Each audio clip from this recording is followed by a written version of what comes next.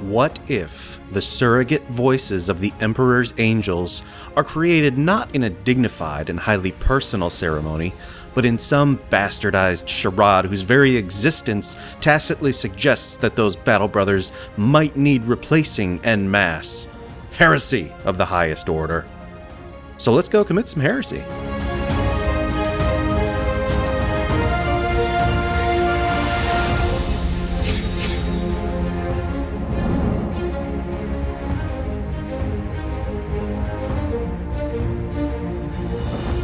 Hello everyone, Wylock here. Thanks for joining me today. When you're in a slump, like a crafter slump, or you like making game terrain, but you're just not feeling it because of whatever factors, similar to writer's block, the best thing to do is pull out all your leftovers and start bashing things together. That's what I did. I made this bolter assembly line, and now I'll show you how I made it.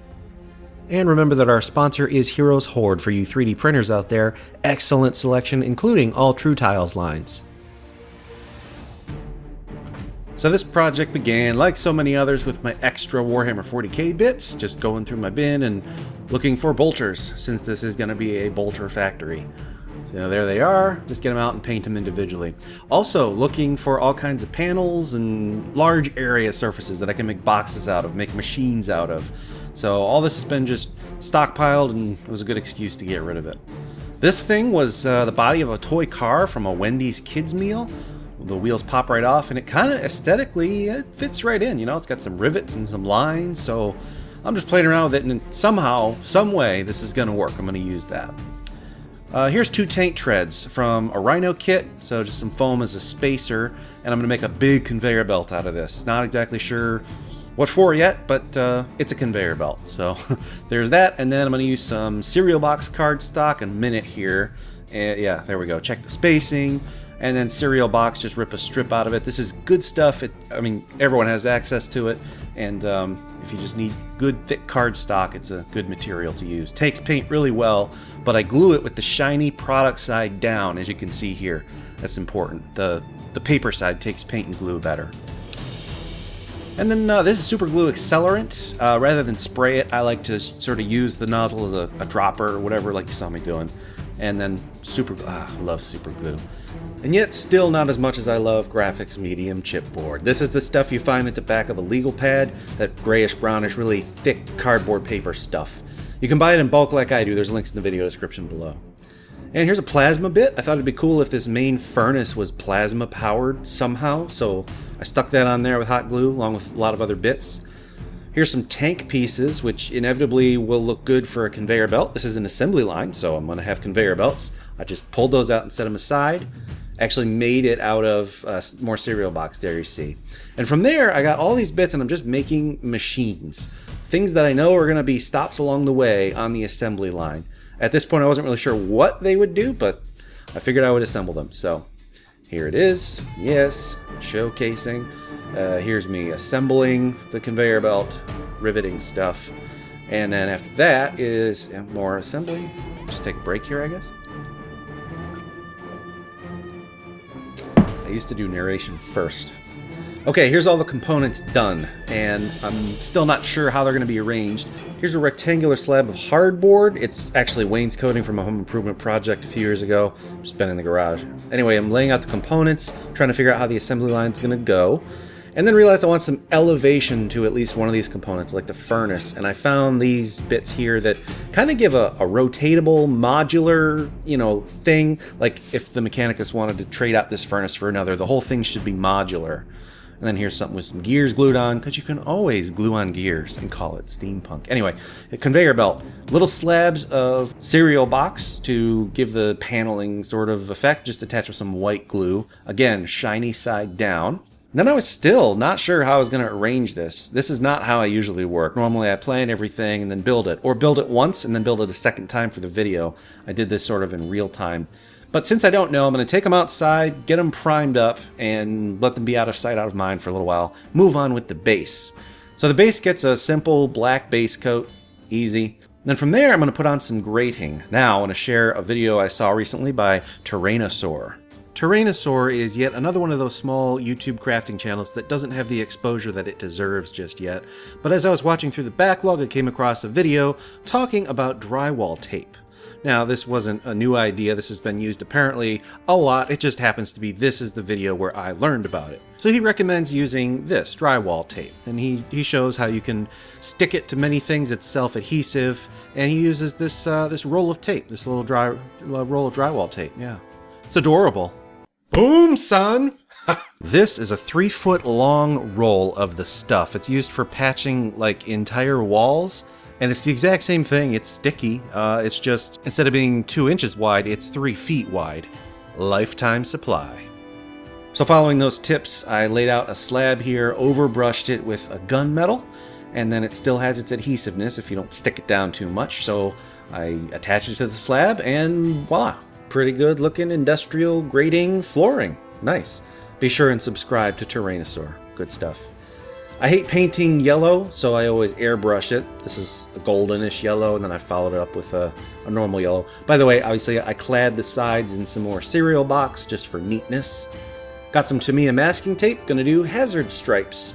Got to do hazard stripes. Seems obligatory at this point with 40K terrain. I didn't want to risk shoving black paint underneath the tape, so I airbrushed the black as well instead of using a conventional brush, just to be safe. And removing it, got a pretty decent looking hazard striping. Now this skid has been in use for a long time, so I'm gonna just put some dings in it. I'll get some gunmetal of the metal that's underneath the the chevron paint with a sponge and just lightly nick at it. It's an age-old aging technique for war games terrain. Yeah, there we go. Nick, nick, nick. Yeah, looks sort of like chipped paint. Easy beginner technique. Moving on. Base coating all of my machines with the same, this isn't gunmetal, I think it's plate mail by Army Painter, but it really doesn't matter. Use the standard GW approach here. Standard, whatever you pick, a silverish gunmetal color over everything, pick out a few details with a copper or a bronze, and then give it a wash. It is surprising how much you can get away with, and as far as industrial looks, with just that simple technique. Couldn't decide on a black or a brown wash, so I mixed them 50-50 and did both. And we'll get that grime on there. Takes about an hour to dry.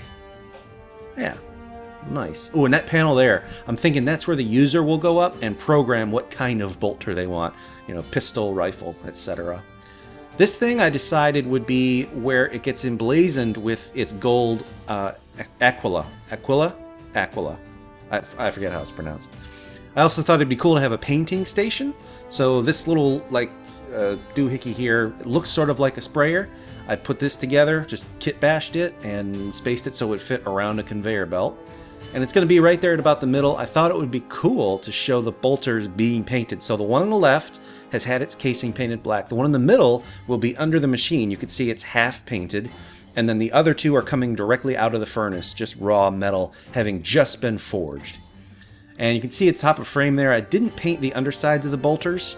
You're not going to see it, and it's better to have bare plastic to glue to anyway.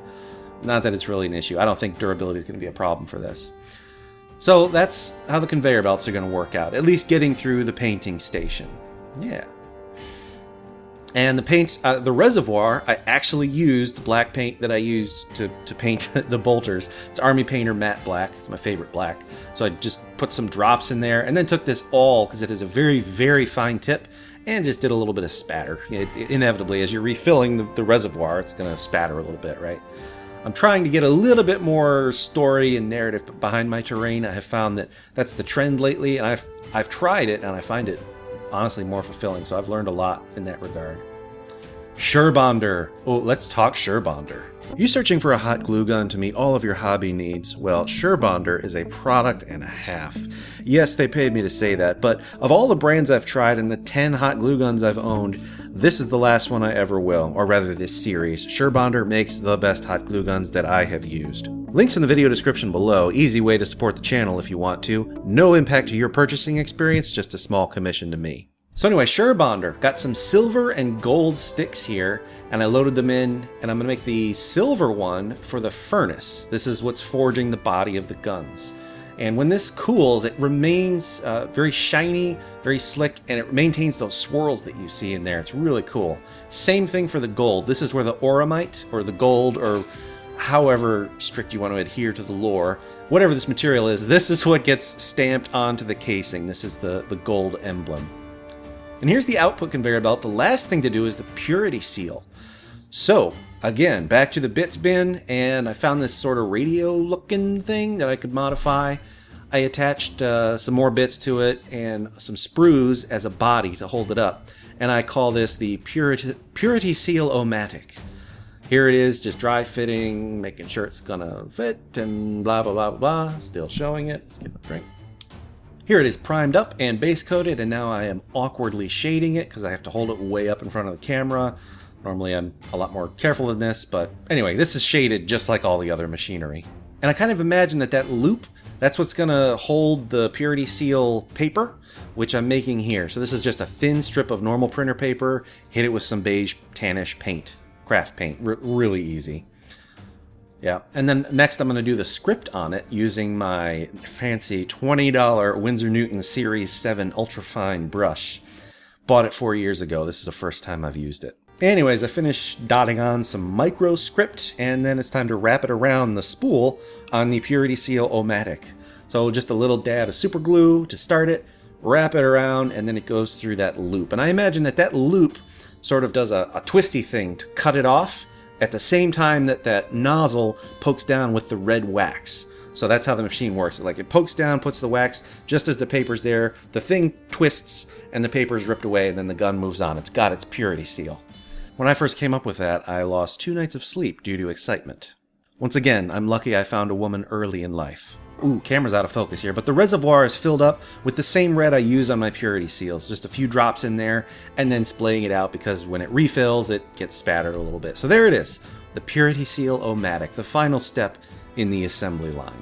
One final touch, that computer on the inside is a little bit high for a user, so I whipped together a quick platform. This is just some chipboard and sprue and stuff painted up, and then glued in on some like Gatorade caps or something like that. Just something else for the skid to make it interesting for the user. I should have made a bin to receive the bolters, but I had no extra bolters. I used all my extra ones in this project, so that would be the thing to add. Anyway, at this point, I'm going to call the skid done. We will go to the fancy little nicely lighted rotating platter and take a look at this thing. Oh yes, rotating platter. All serious hobby channels must have one. On a related note, thanks to all my Patreon patrons over the years, much appreciated. You guys are the best, but so is anyone else who sacrificed these 15 minutes out of their day to watch this video. Alright, I'll shut up for about 60 seconds here, just let you enjoy the view.